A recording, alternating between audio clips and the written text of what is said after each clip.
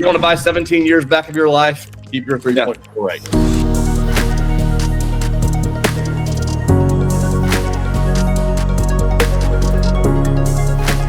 What's up, everybody? We're going to get straight to the point. I'm Tyler, and I'm with my boy Joe today. We're going to be talking about a bunch of stuff dealing with HELOCs and interest rates and mortgages and all that stuff. So quick background. It's kind of funny. Me and Joe were joking before we got on here how we've known each other for a few years now, but still have never met in person. So here we are on Zoom. This is our normal relationship on video or phone call or something like that. But we're here today, like I said, to talk to you guys and try to educate. I've had a lot of questions on my own social media, as I know Joe does all the time. Joe meets with clients every day, just talking about the advantages, disadvantages of mortgages versus HELOCs and how you can pay those off faster. And so really just wanted to jump into that today from the very get-go. Have Joe give us a macro, Joe, if you don't mind giving kind of a macro view of how HELOCs work and that whole system. We can start from there. Yeah, man, I'm excited to have this conversation. I've just seen it change so many people's lives. It can be such a benefit for those that this does work for. The easiest way that I can describe how this works is we're talking about let me go ahead and put like any kind of thought kind of to the side. We're not talking about your standard home equity line of credit. We're not talking about your typical HELOC. You're going to just go get down to your local bank and get something. So just go ahead and just kind of have that framework in the beginning. What we're talking about is a first position home equity line of credit. We're actually getting rid of the mortgage altogether. So with that kind of foundation and that framework, the way this works is this. Take the one component about a mortgage that I don't care how low your rate is. I don't care any of that stuff. There's the one component that makes it, in my opinion, just not the best financing tool is the fact that it's closed in. It's a one-way street, right? Like money can only go in. It cannot come back out unless there's some pretty drastic things that happen. You sell your house, whatever. And it's the only way to get that money back. Other than that, it just stays in the bank, right? So now, what if there was a way to where you could actually put money in your mortgage and take money back out of your mortgage? If you could have an open-ended mortgage, money in and money could come back out. Listen, you and everybody else would already be doing this, because what that would allow you to do is it would allow you to put all of your income, act like you could put all of your income onto the principal balance of your mortgage. But yet when you need to put gas in the car, when you need to buy groceries, when if you have some kind of event come up and you need money for it, great. You just take it right back out. You don't change anything about your life. Nothing really about your income changes. Nothing changes at all. The only thing that changes is how you financed your house. And I'm telling you, just this one thing. We can get into the other stuff later because I know there's like a ton of questions. Yeah, but what about this and what about that? And we're gonna rewire the way we think about this over the next little while. But simply put, if you could put all of your income into the principal balance of your mortgage, yet have the freedom and flexibility to take it back out whenever you needed, you and everybody else would already be doing this. That's just not. It's just not possible. If you do that now, I hope you don't enjoy lights or water or anything else like that, because they're gonna shut off and stop running really soon if you do that. So that's hopefully that puts it in a framework of in the easiest way of what we're kind of talking about. I like that. Yeah, that kind of leads into what I was like. So the first thing we get is, obviously objections. Anytime something is new, you haven't heard of it, and there is so many videos on YouTube. And guys, we're not claiming to say that we know every nuance on earth about everything, but we do know how HELOCs work, and we do know how to strategize this. And we've spent hundreds of hours of education on this. And it's one of those things where people have been taught something from their parents or the parents' parents or a bank manager or a financial advisor or a CPA, and they've been taught something, like Joe said, and it's stuck in their head, and they can't even hear maybe options or ways that this can work. And so I want to go through some of the objections up front, and then we're going to break down and use some actual numbers. People have been asking, can we see actual numbers of how this works? But I want to just address a few of the main objections. And this is great, Joe. I literally had a client yesterday. He asked me this word for word. He's like, all right, man, I want to do the whole HELOC thing. I've already seen the numbers work. By the way, he had 29 years left on his mortgage. We got him down to 8.9 years with the math, just showing him exact numbers, not fabricating anything. I'm like, hey, man. And he was a spreadsheet nerd. I mean, I was like, dude, you were ahead of everybody I deal with for the most part. He's like, all right, I see that it says 8.9 years, and I'm currently at 29. Can you help me get over the hump? And I'm like, do you hear the words you're saying, first of all? And they don't. They don't, because his first question was, what if I lose my job? And I said, I love that you asked that question. So let me kind of pitch it back to you. And we've talked about this a lot. If you lose your job today in your current mortgage, in your 2.5% mortgage, or your 3.8% mortgage, I don't care what your rate is. It doesn't matter in this scenario. Yeah.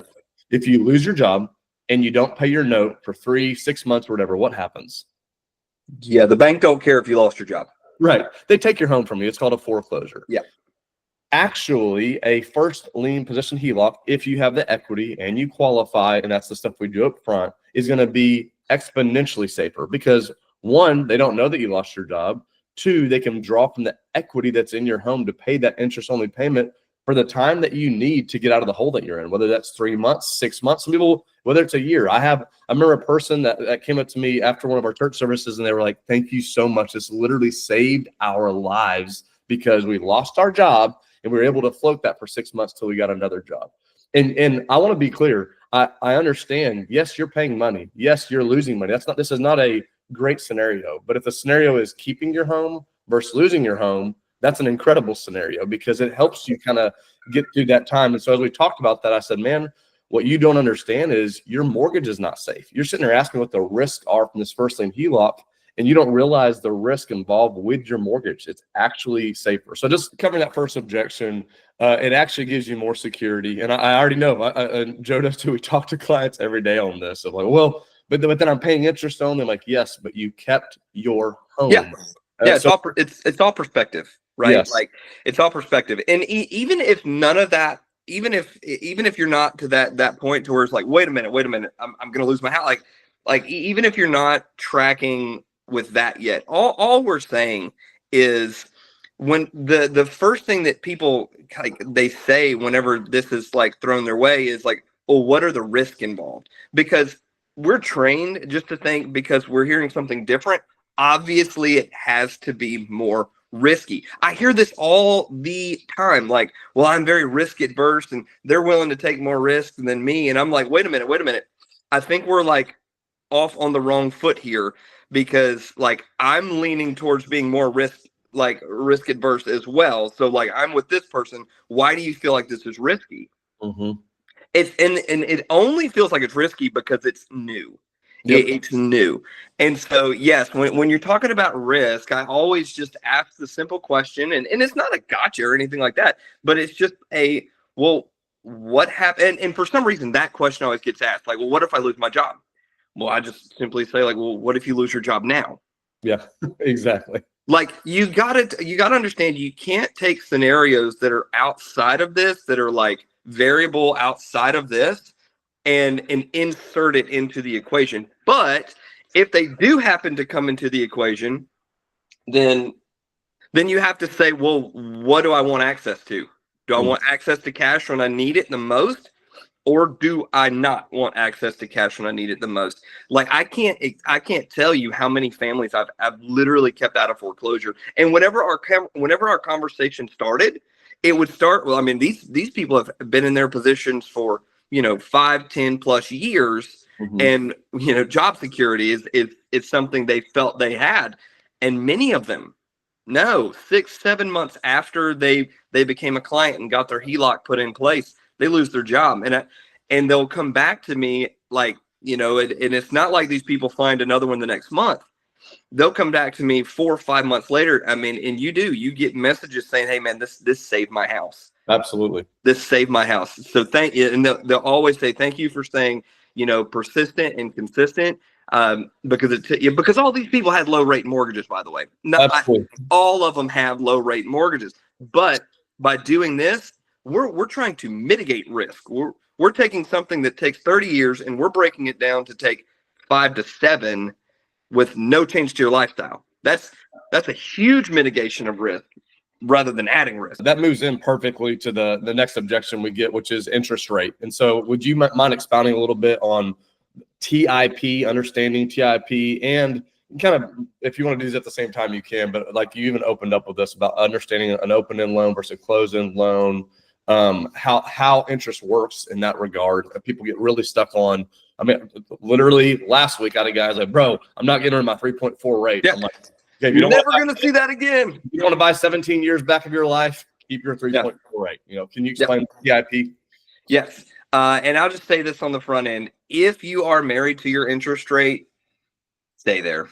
Yeah. Like, just stay there. Like because once you that's always the hardest hurdle for people, right? Because we're never gonna see those rates again. We're not in our lifetime. It's like, I don't know why we put such value on that. But anyway, because the banks have figured this thing out psychologically, it is incredible.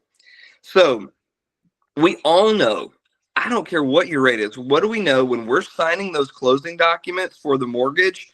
How much are we paying for that house?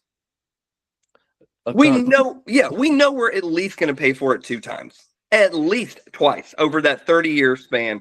Although we're going to tell ourselves we have a 3.5% rate. Well, no, you don't. What you have is an interest rate, or is different than the rate of interest, right? So an interest rate, that's a monthly payment number. Your interest rate is very, very important when it comes to a mortgage, because that dictates your monthly payment. That's why you had all these people out here buying $700,000 homes that they could afford, because they had a 3.5% interest rate on the mortgage. Well, their payment was really low. So now there's like a 7% interest rate on those mortgages, and the payment's like sky high, right? And they can't afford those houses anymore, because that's what an interest rate does. It has very little to do with how much interest is actually paid, though, because if you take that 3.5% rate and you take that monthly payment, well, when you first start, 70+% of that payment is interest. You're paying over 70% on your money. Like, that makes a credit card look like the best deal going. Like, that makes that is just insane, right? And we all know that. But it's just what we know. Now, I'm going to jump back to what I said about the banks are so smart, because the average homeowner has that mortgage. How long do they have it? They have it about anywhere from 6 to 9 years. Where is the vast majority of interest paid? In the first 15 years, actually. 17. Yes, it is. But we're talking a landslide amount of interest that you have now paid to the bank. And then for whatever reason, there could be a job change, there, a lifestyle, kids move out, you're looking to downsize, there's a family situation, there is just whatever reason, like me, we personally had to move.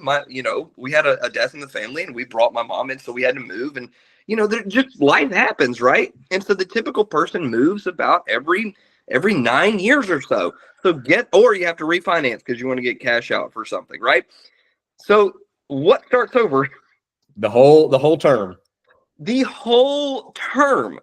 They've got this thing nailed down to a science. That's why they really don't care if you have a low rate mortgage. They know you're not going to have it very long. There's going to be very few people that actually see that thing all the way through. Yep. Now, and then let's even say you do see it all the way through, and you have gotten all the way to the end of that, all the way to the end, and you have a zero balance. Listen, I will be the first person to fist bump and say congratulations. Absolutely. But in reality, now you just don't have a mortgage payment, which is great. That's definitely something to be celebrated. But the reality is, you are now sitting on a gold mine that you do not even have access to your own gold. No liquidity. Zero. And so, when it comes to a mortgage, and now I know we're talking about rates, but the idea of an interest rate in versus a HELOC is the interest rate on a mortgage uses compounding interest. Listen, you want to be making compounding interest. You don't ever want to be paying compounding interest, right? Like, everybody kind of gets that. Now, on a home equity line of credit, It is a simple interest rate. This is one of the main factors why you can have a higher rate on a HELOC and then a lower rate on a mortgage. You can have a higher rate on a HELOC and pay substantially less interest. And we're not talking like, we're not talking say 15% by switching to Geico numbers here. Like we're talking hundreds of thousands, like massive amounts by doing that. And just to give one more example, because I know this is like the hill people like to die on, is take like a 6.5% mortgage rate, and say you had a 10-year mortgage on a 6.5% rate versus a 30-year mortgage on a 3% rate. So we're just talking interest here. We're just talking interest. Which one are you going to pay more interest on? The one with the more years. Yeah, but it's only a 3% rate, Tyler. Like it's and this goes to show you that time and balance are way more important than rate. If someone can pay off their house at a 7% rate and then get it done in 5 years, they have saved incredible amounts of interest. And the whole thing here is nothing changes about your income, nothing changes about your lifestyle. You simply change how you finance and how you bank. That's it. I tell clients on a regular basis, I'm like, hey, I'm going to just make up arbitrary numbers, but I'm like, hey, if I could have your home paid off in 8 years at a let's say something really high, just something funny, a 10% rate, or you could have your loan for 30 years at a 3% rate, which one do you want? And sometimes I have to stop and think. I'm like, guys, one of them bought you 22 years of your life back. And we have to get around how the rate actually works. And I want to even clarify on this because I always use the same terminology of compounding interest. I'm going to read, this word for word what it says. Mortgage interest is calculated as a percentage of the outstanding loan balance. Lenders usually provide an annual interest rate, which is then converted to a monthly rate by dividing it by 12. The monthly rate is then applied to the loan balance to determine the monthly interest charge. So and I'm saying this for me because I've said this before too, if the word compounding interest is bothering people, what you just need to understand is it's calculated different than a HELOC is. It's recast every 24 hours, which is different than every month. And then the payment can change. So on a mortgage, even if you paid off and you're like, I do an extra $200 a month, you're still going to pay the same payment every month. They're not going to say, now we're going to lower your payment. So that is what I mean when I'm talking about the difference of simple interest and a mortgage. Simple interest is it's literally recast at the end of a 24-hour period. It calculates that for that one day, adds up the whole month, and gives you your HELOC payment. So if you kept paying the same payment, it's going to start paying more and more principal, and you have access to it at the same time. So access to liquidity, and the balance is constantly coming down faster. Yeah. So, and you have to look at it like, because with a HELOC, just to kind of sum up what you just said there, your monthly interest, it's an interest-only loan, by the way. So if you have a hard month and say your interest-only payment's $700-800, and say no income has come in, I think you can go out and make $700-800. I think you can just go out and earn that somewhere, go Uber or something, make the payment, or even if you can't do that, well, guess what you have available to you? You can just pull it from your line to make the payment, right? It obviously it's working backwards, but it got you through a hard time. It can do that. If the correct terminology is not using the word compound interest, fine. Let's dismiss that. But the correct terminology is a HELOC is on simple interest that's recast for 24 hours. A mortgage is every month based off of the principal balance owed, but you still have the same payment and you don't have access to it. So I can't stress enough the benefit of having access to it and only having to pay the minimum payment of that interest only for risk mitigation, which we talked about earlier. And we haven't got into becoming your own bank and leveraging it and how you can I know. I know this is like surface scratching. This is surface scratching stuff. There is the rabbit hole on this thing goes very, very deep. And you just won't ever think about money the same way. But this is the gateway. This is the opening, the gate where you just come in and you learn this method right here. And then once you have a good grasp of that, there are layers upon layers upon layers to really set yourself up financially, and for that wealth generation, for that legacy is the word I'm looking for. But to come back to the point, I found out what else I want to say.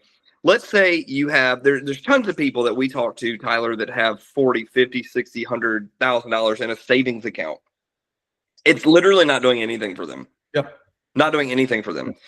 Now I get why they have it there, and I understand it. They used to be how emergency fund.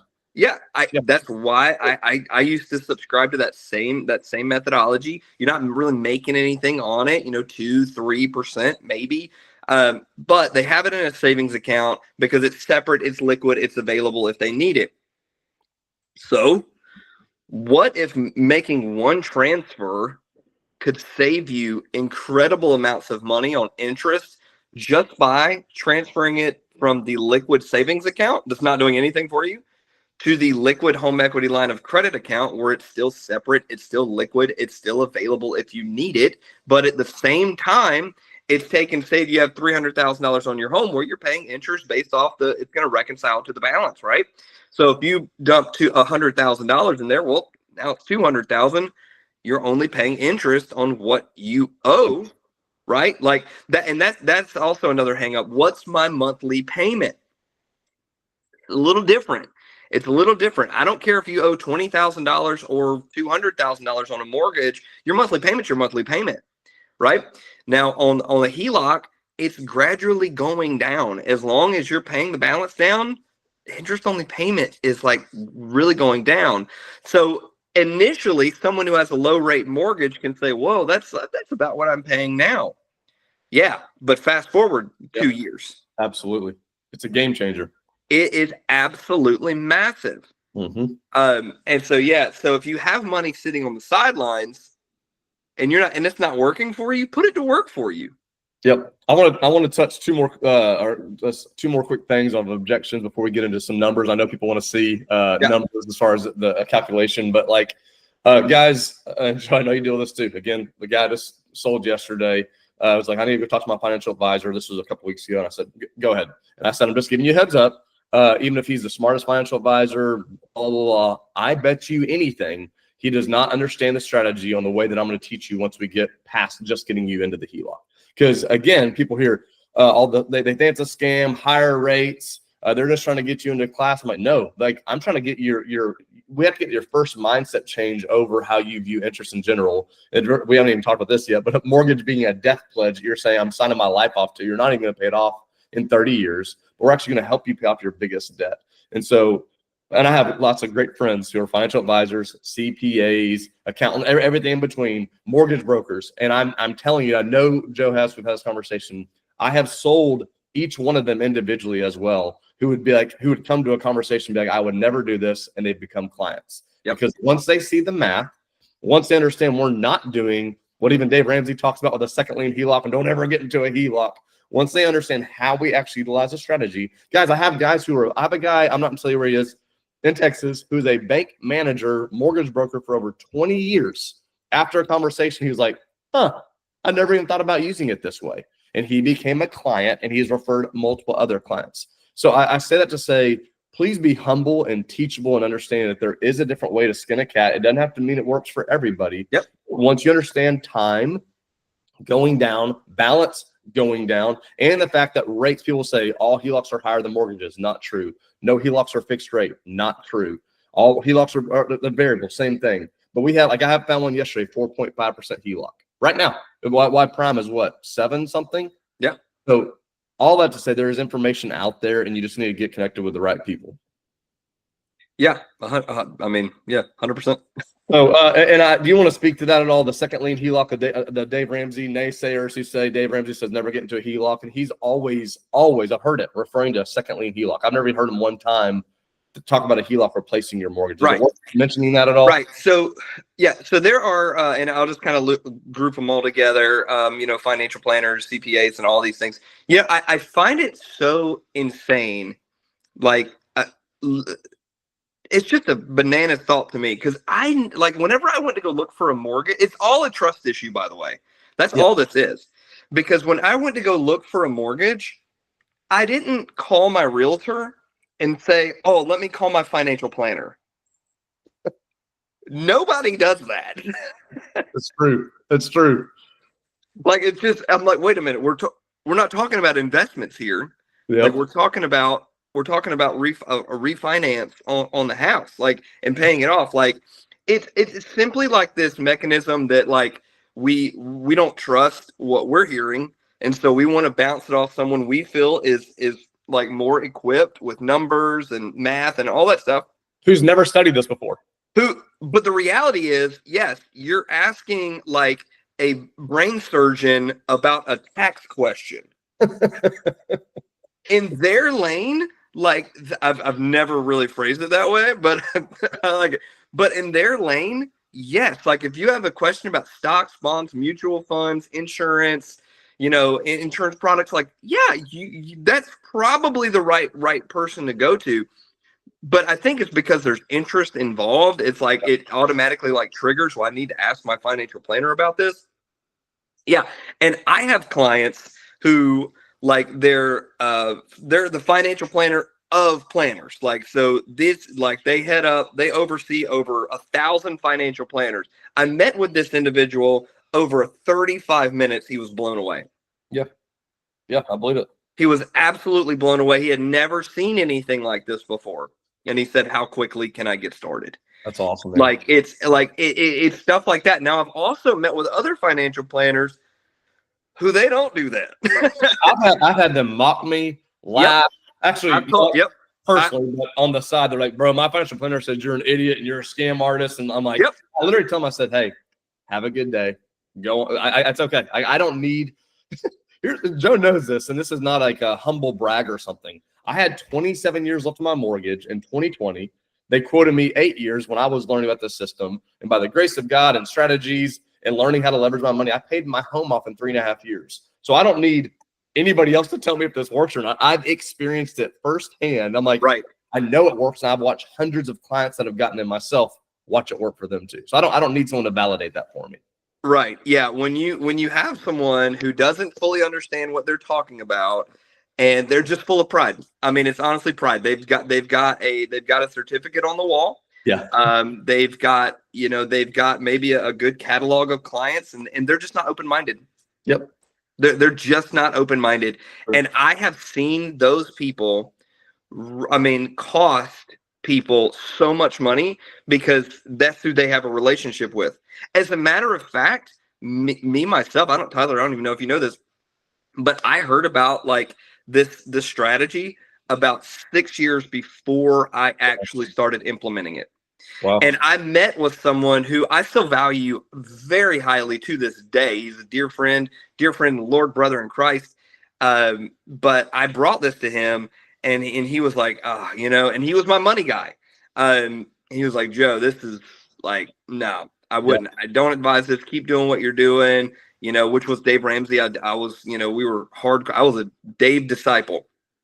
And now fast forward to today, like, it might be a bold statement or whatever, but I don't think there's anyone keeping the church more broke than Dave Ramsey.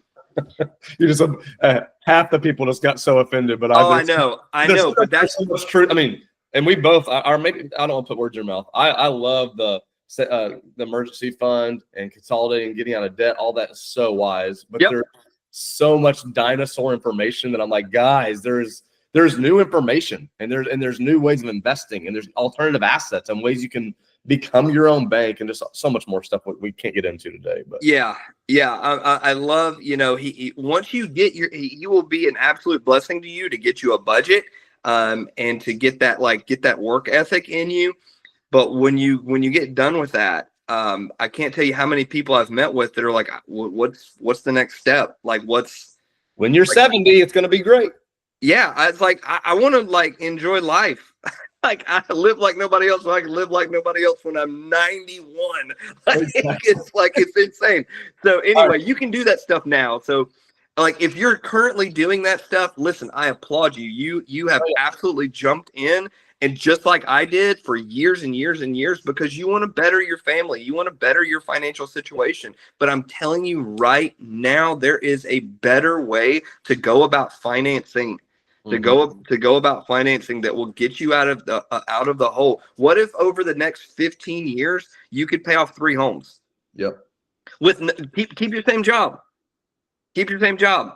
What if 2 of those houses could be just paid off, and now you're making rental income from them? Let's do that. Let's jump into that. Let's show something. Okay. If you got some numbers, at least we can run through. You can. I'll let you just kind of take it because I know you do this every single day as far as Sure.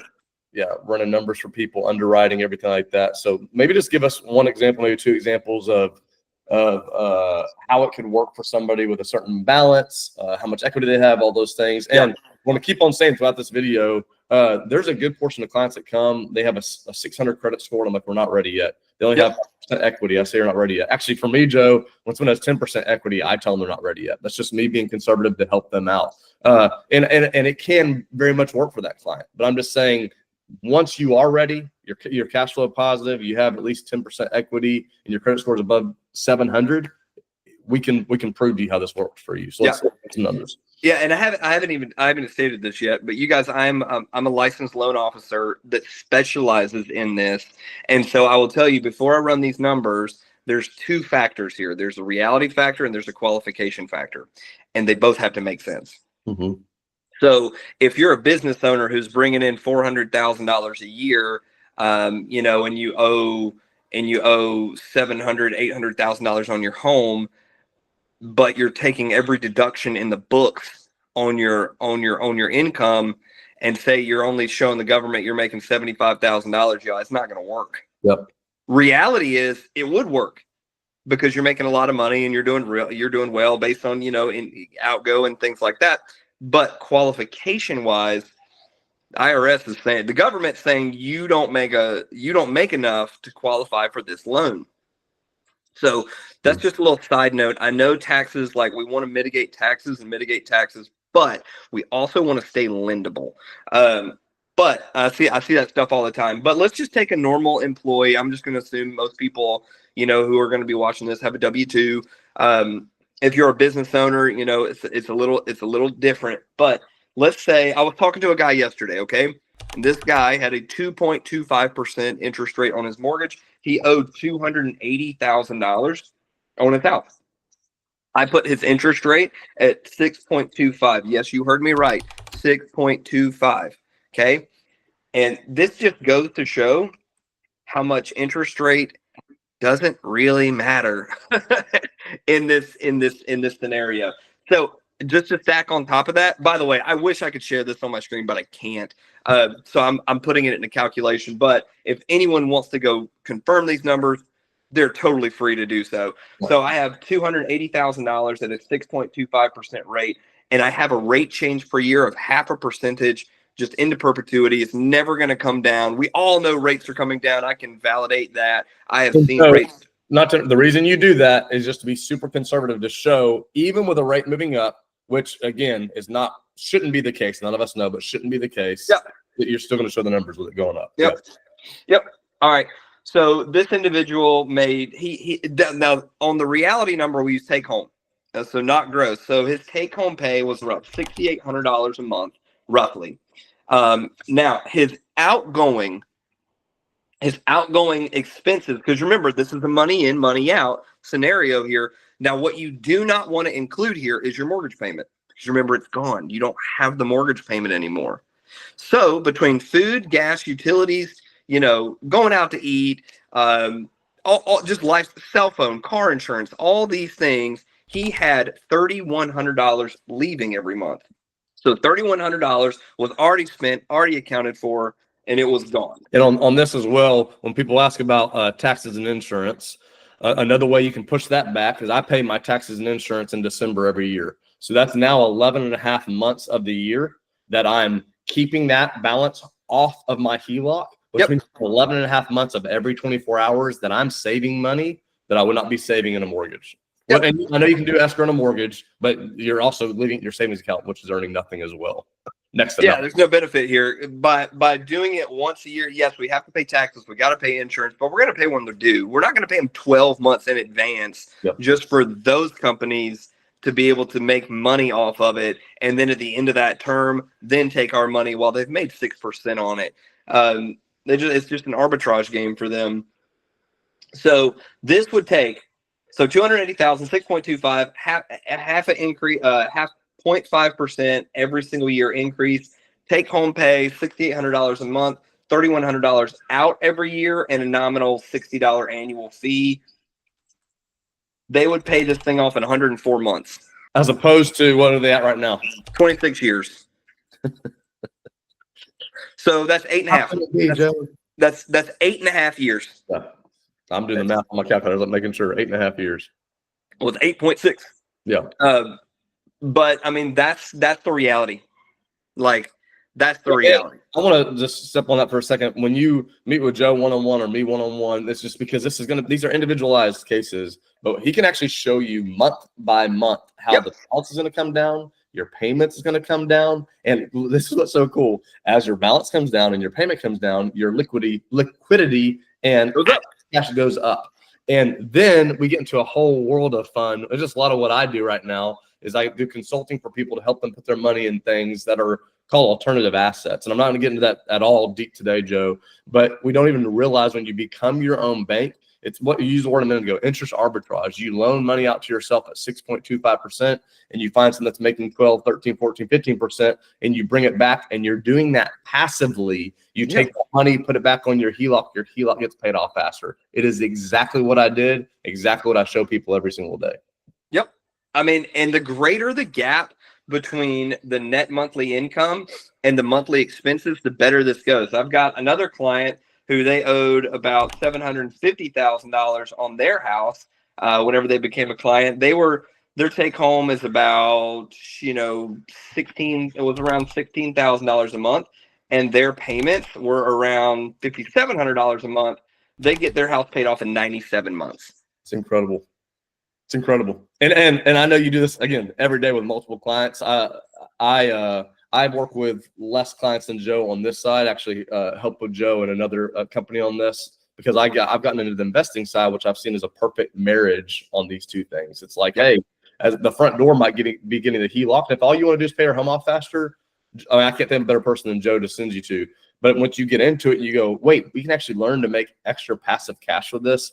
Guys, I'm not exaggerating. I'm not trying to be silly, but like this is when he says a rabbit hole, like we in America, or we've talked about this, Joe, recently, are financially on milk. Like this is the tip of the iceberg. And I really, what I ask for my clients is to be teachable, to have a mindset that you're like, hey, I'm willing to change. If you can show me something better, I'm willing to change. And so like there's so much more we get into, whether it's BLOCs, rate stacking, how you use sweep accounts, ways to expedite this process. And I want you to know this isn't like, oh, we have all this extra information. You have to buy a course to find out. I have no course that I sell. Joe has no course that he sells. He literally can get you into a HELOC. I literally help people with consulting. And yes, people can pay for the consulting services to learn how to do this stuff, but it's not through a course. And so my point of kind of mentioning that is there's so much more we could get into, but we wanted to give you an understanding of how this works and how it can actually benefit your family, how you can not only pay your home off faster, but you could learn to leverage, become your own bank, steward your money more wisely. This isn't just for the wealthy, right? This is for the middle class. This is for anybody. 100%. And Tyler, I don't know. I know both of us have heard in the past before, and I kind of alluded to it in the very beginning. But that was a little while ago, so I want to just kind of jump back there. Well, what makes like a HELOC so special? Like, can't you just go out there and just do it, or to pay extra for your mortgage? Yeah, like why does it have to be like a special kind of HELOC?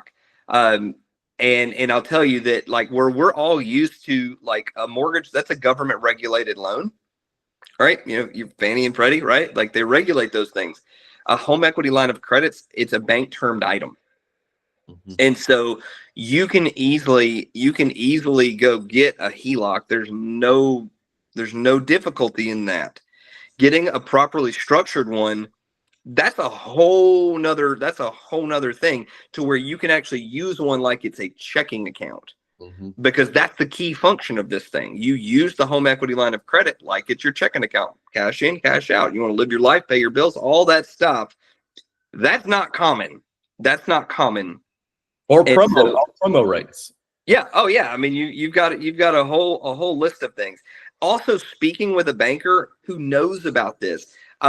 Just a quick little story is I remember when I first started implementing this and I knew this was real.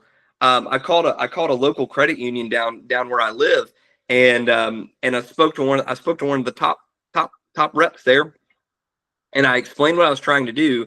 The lady laughed at me on the phone, and she was like, "Nobody does this." And I'm like, "Yes, they do. I know they do." And I was like, I've seen it work. And it's so, yeah, I'm just telling you, there's just a lack of knowledge. Because look, is there a whole lot of there's not a lot of money in HELOCs. Typically, the closing costs are very, very, very little or nothing. Yep. And if there is closing costs, a lot of times it'll be coupled with a promo rate that'll offset, like what you saved with another bank by not paying any. So there's very little in there. And so, in interest rates, if you were a bank, would you rather want that guaranteed payment every single month over and making 60, 70, 80, 90 plus or over 100% interest, or a simple interest line of credit that gets paid off really quickly? And now this individual has these funds. Listen, I mean, I think you can kind of answer that on your own there. So just a quick, that's why there's not a lot of money in it. I mean, that's just the reality of it. The HELOC with this strategy specifically does not benefit the bank near as much as a mortgage. It benefits you, the client. Right. Where a HELOC came into place is people get a second lien HELOC and they go buy an RV or they go on vacation. They never pay the thing off, or they float it for so many years. Yep. That's not what we're talking about. Or even just velocity banking of using it from the second position, which can be done. But what Joe and I both like and recommend is going to the first position, as we've talked about, and there's ways to utilize it that can greatly benefit you and your family. And on the closing costs, I want to share this real quick and we're about to wrap up. People will tell you in Texas you can't even get a HELOC, a first lien HELOC. They'll tell you, the loan to value is like 60%, all sorts of things. I'm from Texas, by the way. I had a client last month who was quoted. They found one, and it was an all-in-one loan. It was an 80% loan to value, $9,800 in closing, Joe. $9,800. Because of the connections and the banks that we know, I literally got the guy into the exact same HELOC for $0 in closing costs, just because of the relationships. And he was told you can't do it in Texas. I'm just saying that to say none of us, we don't know what we don't know, and being connected with the right people and actually developing a little trust can actually, it can change our lives and get the biggest debt that we have taken off. So I don't know if you want to have anything to close on. Yeah. Before we do, I just want to give, if there's anybody watching this, and you want to know more about Tyler, the dude's just great. Like, I've known him I've never met him in person, but I know him at a very, very great level. He's just such a high class individual, high character individual. Truly puts people first. There's many examples I could give to where no one would ever know about the things where he stepped in and added value to people's life. So if you want to reach out more and find out what he does on the consulting side, I know you probably weren't expecting me to do this, Tyler, but I would love for you to just reach out to him. When it comes to investing, when it comes to money and things, the number one thing you have is that you can find is trust, and trust that individual is going to put your best interest forward. And that's exactly what I've seen Tyler do. Well, I appreciate that, bro. And so, dude, do you I think your website, what is HennessyConsulting.com? I know it's super hard to spell. That's why, I mean, this is, or you can go to, these are smaller words, hardmakesyoubetter.com, or HennessyConsulting.com. Yeah. Yep.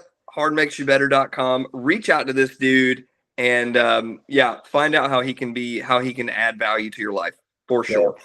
I appreciate that very much. Yeah, Joe has been someone when I say we've talked about this for hours upon hours, he's been kind of the go-to person for me. So same way with, I don't know if I'm even allowed to use your bank name, or what's the best way to have people contact you, Joe? Is that something we should share or not? Don't even worry about it. Well, don't even worry about it. If they want to get, use my services, reach out to Tyler. Go through Tyler. Well, I appreciate that. But Joe, seriously, man, thanks for doing this today with me. This was fun. I know you and me could literally sit on here for another couple hours and go into every rabbit hole, get into the weeds all day. Because it's fun for us for the reason that we know, when you see it, the light bulb go off. Yep. It is so stinking cool for someone to be like, oh my gosh, this and this and this could happen. I'm like, yep. And wait, what about this? And so that's why we're doing it. I mean, I left just quickly. I left what's called full-time ministry a year ago. Was a pastor for 20 years, and I still feel like I'm doing ministry outside the walls of the church. And that's why I'm doing what I'm doing, is to help people. I know Joe has a similar story of we want to bless people with the information we've been given. If you learn something that benefits your life or your family and don't share it with people, I see it as a selfish act. And so I want to teach the things that have been taught to me. Anyways, Joe, you're the man, bro. I appreciate you being on here today. We'll share this, hopefully upload it on YouTube or something like that. And reach out if you need something. Thanks, buddy. See you guys later. See you. Bye.